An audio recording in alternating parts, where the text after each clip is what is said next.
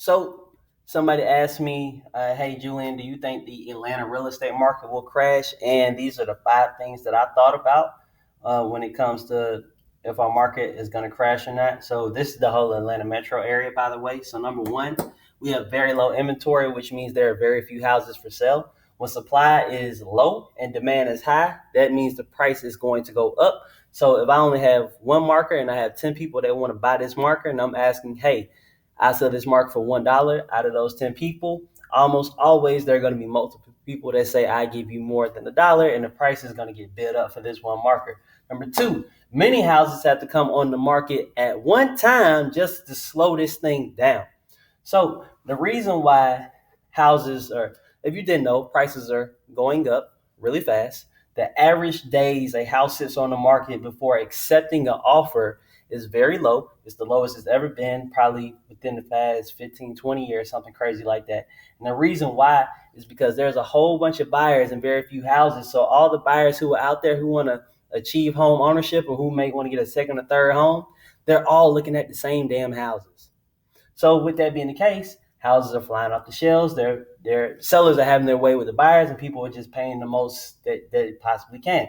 To even slow that down, we have to have more houses on the market so buyers can have more to choose from. This way, not all the buyers will be looking at one house. They're not looking at all the same houses anymore. So now we got options. So instead of 5 people coming to look at this house over here, we put some more houses on the market. 2 people might look at this house, 2 people might look at this house, and one person might look at this house. So that will slow things down and prices will not go up as fast as possible. It's 32% in the month of July, which is when I'm recording this video. I think it's like July 8th, July 9th right now. They said 32% of all homeowners in America did not make their mortgage payment. I don't know. So, but that I don't really think that's going to affect Atlanta Metro at all. Number three, jobs. Regardless of what you may think, not everybody is losing their job. We might have an astronomical amount of people filing for unemployment, but that does not mean that everybody is unemployed. On top of that, not everyone is on furlough or losing their jobs, because if they weren't, or if they were, right, the housing prices would not be going up like they are, and the days on market would not be low as they are. So that's another thing. And regardless of what you think, Atlanta Metro's job market is looking strong. We still have companies moving here. We still have people relocating to come here because they're relocating because of their job to come here, like Facebook, Microsoft, big corporations like that, popular companies. Number four, people are moving here. They're migrating here. I don't know why. People must think if you move to Atlanta Metro that we will give you gold, or you will, if you like change your mailing address, you will somehow just magically start pissing $100 bills. I don't know why people are moving down here, but they are. So you have people in California and New York who are used to paying astronomical prices for houses. When they come down here and like, oh my God, look at these cheap houses, and they're much better than what we had back home. If you thought it was competitive now with the people that we have, just give it some time and let those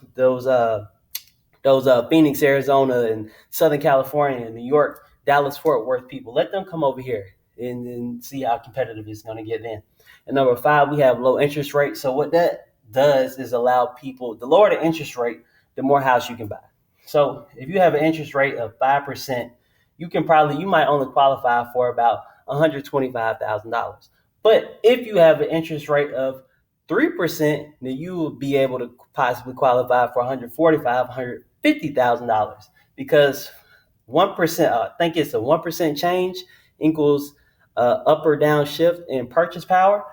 So 4%, 140, you go up to 5%, now you have 130 as far as how much house you can buy.